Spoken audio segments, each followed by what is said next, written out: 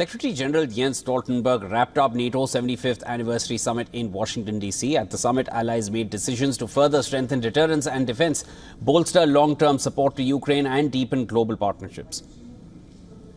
At this summit, we are turning a corner and putting in place the foundations for Ukraine to prevail. Allies have agreed to launch NATO security assistance and training for Ukraine, with a command in Germany, logistic hubs in the eastern part of the alliance, and around 700 personnel. NATO will coordinate the training of Ukrainian forces at facilities in allied countries, plan and coordinate the provision of donations, manage the transfer and repair of equipment, and provide support to the long-term development of Ukraine's forces. The United States and its allies have used this week's summit to try to project unity in the face of what they see as a rising threat to Europe from Russia and China. However, NATO member Hungary said that it does not want NATO to become an anti-China bloc. This was ahead of a meeting with partners from the so-called Indo-Pacific Four, that is Australia, Japan, New Zealand and South Korea. Furthermore, Hungary's foreign minister said that Ukraine's admission to the military alliance will weaken unity in the group. Hungarian Prime Minister Viktor Orban had irked other NATO members with surprise visits to Kiev, Moscow and Beijing in the past 2 weeks on a self-styled peace mission.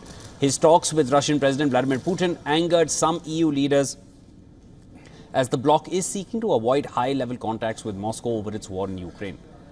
On the other hand, Turkish President Erdogan said that any possibility of a direct confrontation between Russia and NATO was worrying. This comes after Chancellor Olaf Scholz hailed a decision from the United States to periodically station long-range missiles in Germany as a step to increase deterrence against Russia.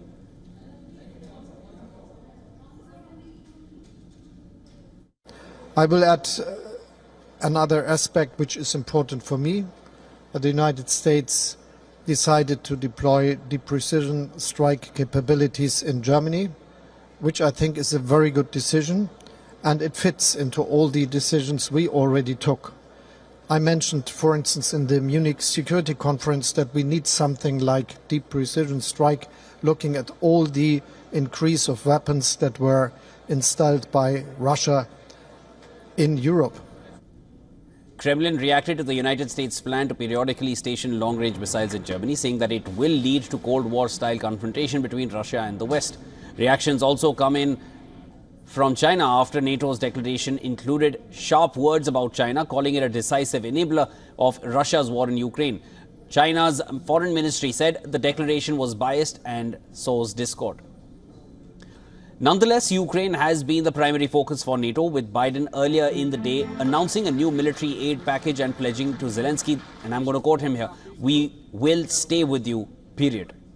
Zelensky said the Ukraine is very close to achieving its goal of NATO membership. NATO members issued a declaration in support of Ukraine, promising additional aid and pledging to support its irreversible path to NATO membership. NATO leaders were holding a 2-hour session with Ukrainian President Zelensky. Zelensky embraced the support of allies who have provided substantial new military aid and a path to joining NATO. We, of course, if we want to win, if we want to prevail, if we want to save our country and to defend it, we need to lift all the limitations. I spoke about it with partners, with UK leader, with United States President, with Secretary, all of them. And I will rise up this topic with very concrete facts. Ukraine has urged NATO to lift restrictions on use of long-range weapons against targets in Russia, saying that it would be a game-changer in its war with Moscow.